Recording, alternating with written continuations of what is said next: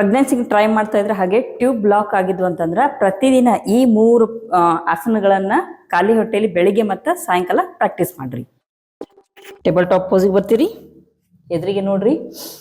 So ಬ್ರೀದ್ ಇನ್, ಒಂದು leg open ಮಾಡ್ತೀರಿ, breathe out down.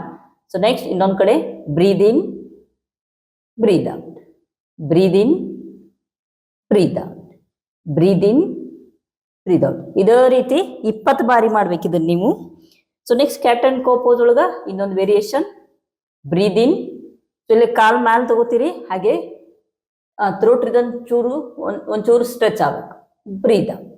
So next ಬ್ರೀದ್ ಇನ್, ಇನ್ನೊಂದು ಕಡೆ ಬ್ರೀದ್ out, breathe in, breathe out, breathe in, breathe out. ಇದನ್ನು ಕೂಡ 20 ಬಾರಿ ಮಾಡ್ರಿ. So next ಮಂಡೂಕಾಸನ್.